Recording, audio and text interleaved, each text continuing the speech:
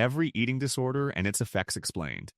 Anorexia nervosa. Anorexia nervosa is an eating disorder where a person severely restricts how much they eat because they believe their body is bigger than it actually is. The brain essentially lies to them. No matter how thin they become, the mirror shows something different from reality. It starts with control. Life feels chaotic, overwhelming, or uncertain, and food becomes the one thing that feels manageable. Eating less becomes a source of power, a quiet victory repeated every meal. But the body fights back. Without enough fuel, your heart weakens, your bones thin, your brain slows down, concentration fades, emotions flatten. The body begins breaking down muscle just to keep itself running. The painful truth about anorexia is that the control it promises is borrowed. The longer it continues, the more it takes over your thoughts, your relationships, and your ability to function. Anorexia does not start with food. It starts with a feeling that was never about food at all. Bulimia nervosa. Bulimia nervosa is an eating disorder built around a cycle. A person eats a large amount of food in a short period of time, feels overwhelming guilt and panic, then tries to undo it by purging. That means vomiting, using laxatives, or exercising to the point of punishment. Unlike anorexia, bulimia often stays invisible. People with bulimia are frequently a normal weight, which means those around them rarely notice. The disorder hides behind closed doors and a kept secret. The binge is rarely about hunger. It is about emotion. Stress, sadness, loneliness, or numbness can all trigger it. Food becomes a way to feel something, or to feel nothing. Then shame floods in, and purging feels like the reset button. But the body keeps score. Repeated purging strips away the enamel on your teeth, damages your throat, and throws your body's chemistry dangerously off balance. Your heart, your kidneys, your digestive system all take the hit. Bulimia feels like escaping the consequences. The cycle itself is the consequence.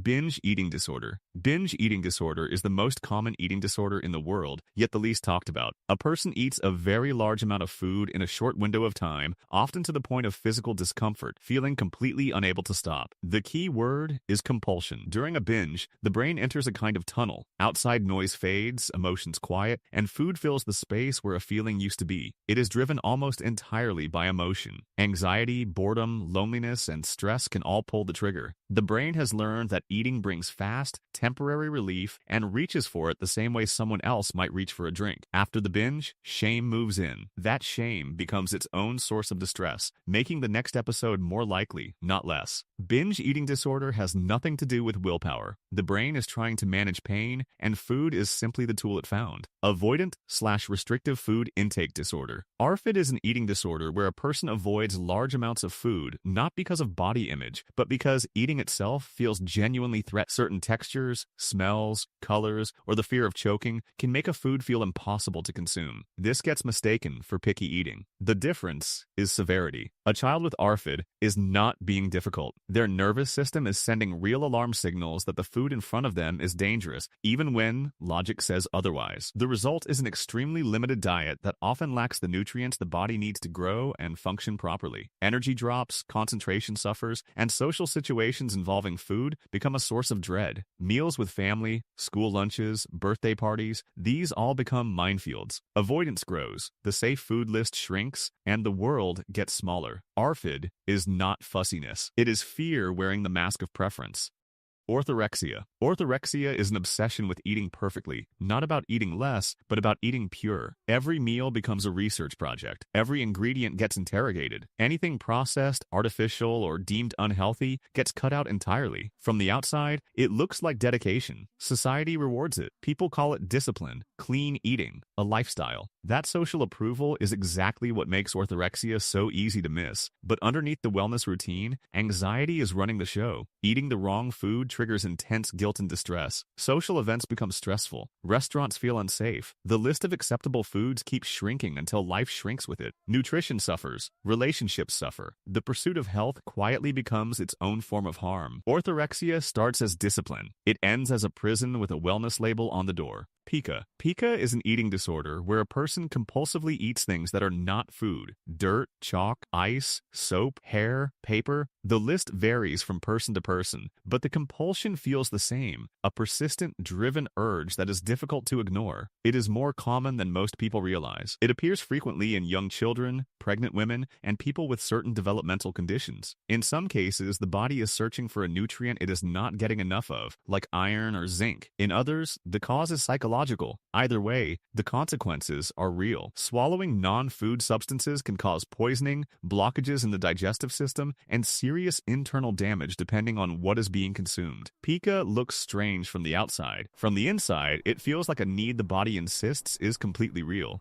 Rumination disorder. Rumination disorder is a condition where food that has already been swallowed comes back up into the mouth, gets rechewed, and is either swallowed again or spat out. It happens repeatedly, often within minutes of eating, and in most cases it is not painful. That is what makes it so confusing. Because it does not cause discomfort, many people do not realize something is wrong. It gets dismissed as acid reflux, a nervous habit, or simply ignored. The mechanism involves the body triggering a reflex it has somehow learned to repeat. Stress and anxiety are closely linked. For some, it began during a difficult period, and the body never switched it off. Over time, it leads to weight loss, nutritional gaps, and social anxiety around eating in front of others. Rumination disorder is not something a person can simply snap out of. It is the body looping a response it learned and forgot how to stop. Night eating syndrome. Night eating syndrome is a condition where a person eats very little during the day, then consumes large amounts of food in the evening or wakes during the night specifically to eat. It is not casual late-night snacking. The urge feels urgent, almost automatic. The body's internal clock controls hunger, sleep, and mood through a daily rhythm. In night eating syndrome, that rhythm is disrupted. Hunger signals shift to the wrong hours, and food becomes tied to falling asleep or returning to sleep. During the day, appetite is suppressed. Mornings often bring no hunger at all, but as night arrives, the need to eat intensifies and feels difficult to resist without significant distress. Over time, sleep quality deteriorates, mood destabilizes, and guilt around nighttime eating builds into its own cycle of shame. Night eating syndrome is not a lack of discipline after dark. It is the body's clock running on the wrong time zone.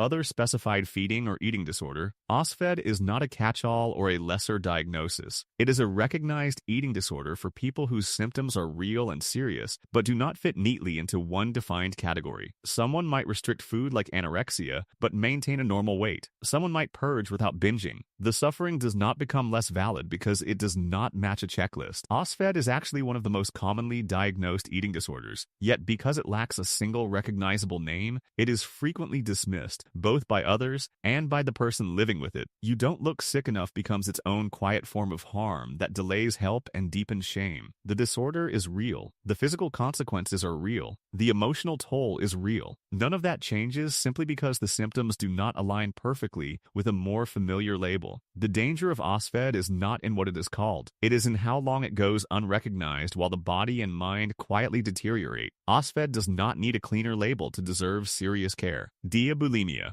Diabulimia is an eating disorder that exists at the intersection of a medical condition and a mental one. It occurs in people with type 1 diabetes who deliberately restrict or skip their insulin doses in order to lose weight. Without insulin, the body cannot process sugar properly, and calories pass out of the body unused. It is one of the most physically dangerous eating disorders that exists. The short-term result is weight loss. The long-term result is catastrophic and often irreversible. Uncontrolled blood sugar silently destroys the kidneys, the eyes, the nerves, and the heart over time. Because it involves a medical routine rather than food directly, it flies under the radar of families, friends, and even doctors. A person managing their own diabetes has enormous private control over whether insulin gets taken at all, making concealment easy. Diabulimia sits in the gap between endocrinology and mental health. Too often, it falls through that gap entirely, going undetected until serious damage has already been done. Muscle dysmorphia. Muscle dysmorphia is an eating disorder where a person becomes obsessed with the belief that their body is not muscular or big enough, no matter how physically developed they actually are. Where anorexia distorts the body into looking too large, muscle dysmorphia distorts it into looking too small and too weak. It is most commonly seen in men, which is part of why it has been so underdiscussed and underdiagnosed. Society frames extreme dedication to building muscle as admirable and disciplined. The gym becomes a compulsion disguised as a fitness goal, and no one questions it. Food becomes rigidly controlled, not to restrict calories, but to optimize the body like a machine. Protein targets, meal timing, supplement stacks. Social events get skipped if they interfere with training. Relationships suffer. Rest feels like failure. The body is never enough, no matter the progress. Muscle dysmorphia lives inside a culture that applauds it loudly. That applause is exactly what keeps people from recognizing the problem and getting the help they need.